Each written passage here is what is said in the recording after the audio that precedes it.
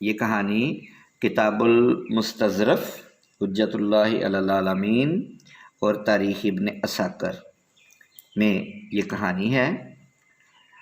حضور نبی اکرم صلی اللہ علیہ وآلہ وسلم سے 1000 سال پہلے یمن کا ایک بادشاہ تھا جس کا نام تھا تبا اول۔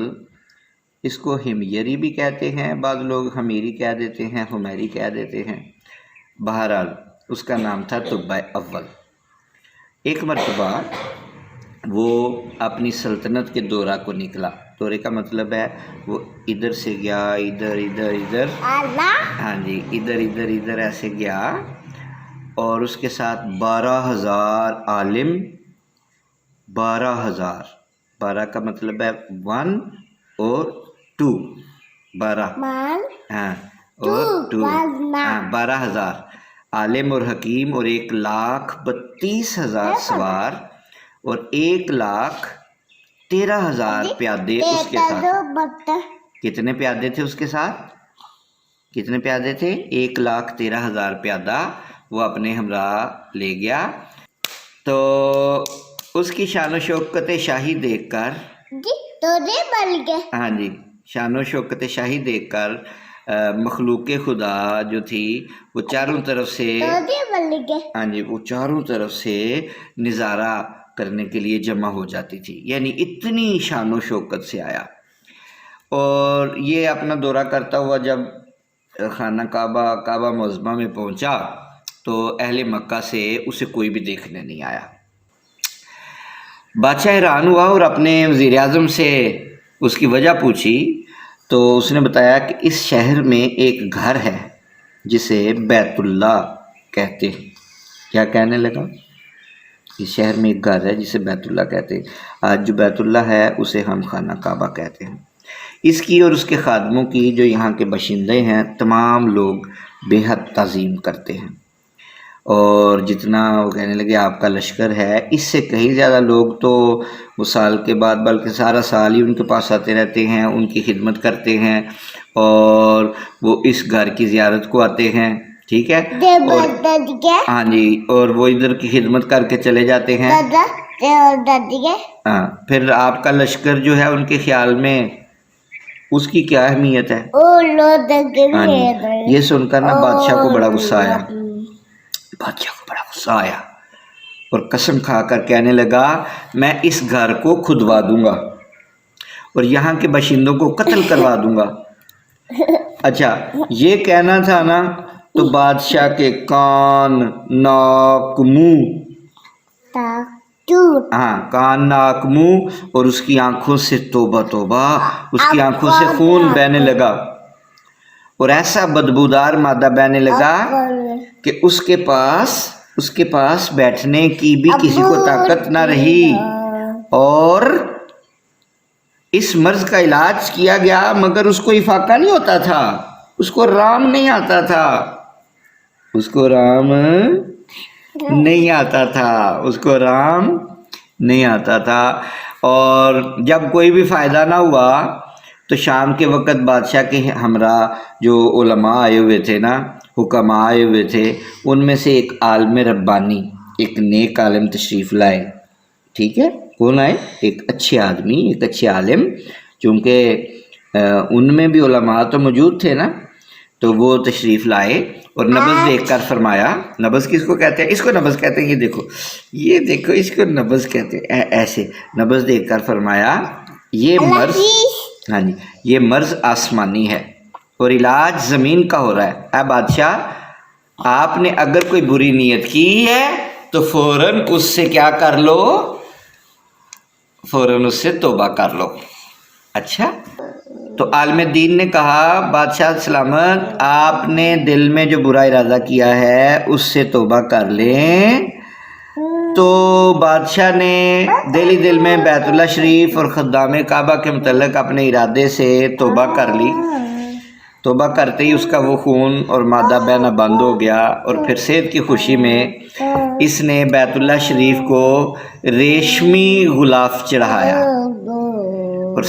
اور جو ریشمی غلاف چڑھایا اور شہر کے ہر باشندے کو کیا کیا ہے؟ شہر کے ہر باشندے کو 7 اشرفی اور 7 ریشمی جوڑے نظر کیے۔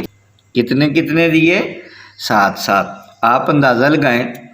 پھر یہاں سے چل کر جب مدینہ منورہ پہنچا تو ہمراہی علماء جو تھے، جو کتب سماویہ کے عالم تھے، وہاں کی مٹی کو سونگا اور کنکریوں کو دیکھا، اور نبی آخر الزمان صلی اللہ علیہ وآلہ وسلم کی ہجرت کی جو علامتیں تھیں انہوں نے پڑھی تھیں، ان کے مطابق اس سرزمین کو پایا تو عہد کر لیا کہ ہم یہاں ہی مر جائیں گے مگر اس سرزمین کو نہ چھوڑیں گے۔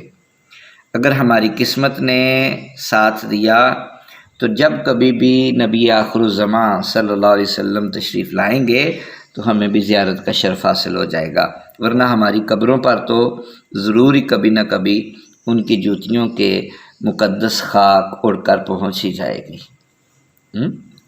اچھا ہوا کیا پھر؟ یہ سن کر بادشاہ نے ان عالموں کے واسطے جو ادھر سے ہجرت نہیں کرنا چاہتے تھے، جس جگہ رسول اللہ صلی اللہ علیہ وسلم ہجرت کر کے آنا تھا، تو کیا کیا اس بادشاہ نے؟ کیا کیا؟ تو یہ سن کر بادشاہ نے ان عالموں کے واسطے 400 مکان بنائے، اور اس جو بڑا عالم ربانی تھا اس کے مکان کے پاس اس نے حضور صلی اللہ علیہ وسلم کی خاطر 1-2 منزلہ مکان بڑا ہی عمدہ قسم کا تعمیر کرایا، جو اس دور کے اعتبار سے بہت ہی عمدہ تھا، اور وصیت کر دی کہ جب آپ تشریف لائیں تو یہ مکان آپ کی آرام گاہ ہوگا۔ اور ان 400 علماء کی کافی مالی امداد بھی کی، اور کہا تم ہمیشہ یہیں رہو، اور پھر اس بڑے عالم ربانی کو ایک خط لکھ دیا اور کہا کہ میرا یہ خط اس نبی آخر الزمان صلی اللہ علیہ وسلم کی خدمت اقدس میں پیش کر دینا، اگر زندگی بھر تمہیں حضور صلی اللہ علیہ وسلم کی زیارت کا موقع نہ ملے تو اپنی اولاد کو وصیت کر دینا کہ وہ یہ خط ان تک پہنچا دیں، محفوظ رکھیں، اگر وہ بھی نہ پائیں تو اگلی، وہ بھی نہ پائیں اگلی، اس طرح یہ تمہاری نسل در نسل آگے آگے چلتا جائے گا، اور یہ رسول اللہ صلی اللہ علیہ وسلم جب آپ تشریف لائیں گے تو ان کی خدمت میں پیش کر دینا۔ وہ خط دے کر وہاں سے چل پڑا۔ وہ خط نبی اکرم صلی اللہ علیہ وآلہ وسلم کی خدمت میں 1000 سال بعد پیش ہوا۔ کتنی دیر بعد پیش ہوا؟ 1000 سال بعد، آپ اندازہ کر لو۔ ترجمہ اس خط کا یہ تھا: کم ترین مخلوق طبع اول ہمیری کی طرف سے شفیع المذنبین سید المرسلین محمد رسول اللہ صلی اللہ علیہ وسلم، اما بعد۔ اے اللہ کے حبیب، میں آپ پر ایمان لاتا ہوں، اور جو کتاب آپ پر نازل ہوگی اس پر بھی ایمان لاتا ہوں، اور میں آپ کے دین پر ہوں۔ پس اگر مجھے آپ کی زیارت کا موقع مل گیا تو بہت اچھا اور بہت ہی غنیمت کی بات ہوگی، اور اگر میں آپ کی زیارت نہ کر سکا تو میری شفاعت فرمانا، اور قیامت کے روز مجھے فراموش نہ کرنا۔ میں آپ کی پہلی امت میں سے ہوں، اور آپ کے ساتھ آپ کی مدد سے، آپ کی آمد سے پہلے ہی بیعت کرتا ہوں۔ میں گواہی دیتا ہوں کہ اللہ ایک ہے اور آپ اس کے سچے رسول ہیں۔ تو یمن کے بادشاہ کا یہ خط نسلوں کے بعد ان 400 علماء کے اندر بڑا ہی محفوظ چلا رہا تھا، یہاں تک کہ 1000 سال گزر گیا۔ کتنا عرصہ گزر گیا؟ 1000 سال۔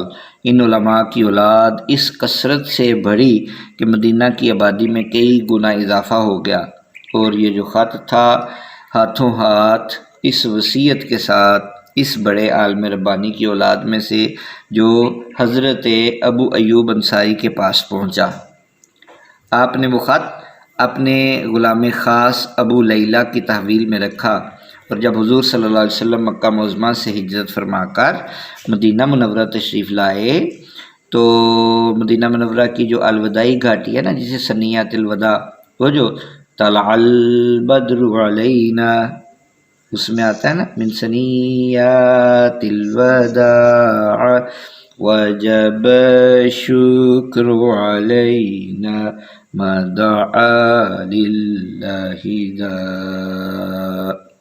تو ثنیات کی گھاٹیوں سے آپ کی اونٹنی نمودار ہوئی اور مدینہ کے خوش نصیب لوگ محبوب خدا کا استقبال کرنے کو جوک در جوک آ رہے تھے، اور کوئی اپنے مکانوں کو سجا رہا تھا، کوئی گلیوں اور سڑکوں کو صاف کر رہا تھا، کوئی دعوت کا انتظام کر رہا تھا، اور سب یہی اصرار کر رہے تھے کہ حضور صلی اللہ علیہ وسلم ان میں سے ہر ایک کے گھر، یعنی ہر ایک کی خواہش تھی کہ ہمارے گھر میں حضور صلی اللہ علیہ وسلم تشریف لائیں۔ ٹھیک ہے، حضور صلی اللہ علیہ وسلم فرمایا میری اونٹنی کی نکیل چھوڑ دو۔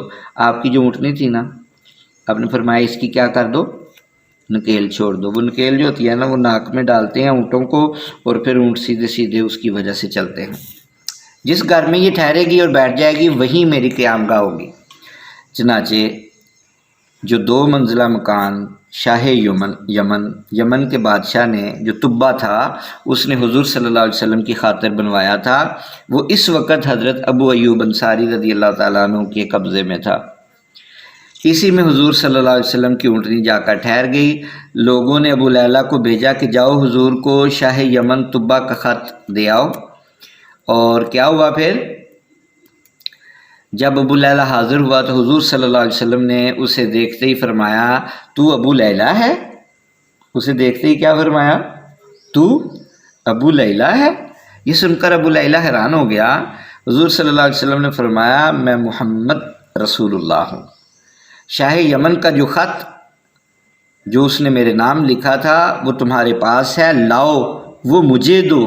چنانچہ ابو لیلہ نے وہ خط دیا اور حضور صلی اللہ علیہ وسلم نے پڑھ کر فرمایا صالح بھائی طبہ کو آفرین اور شاباش ہے۔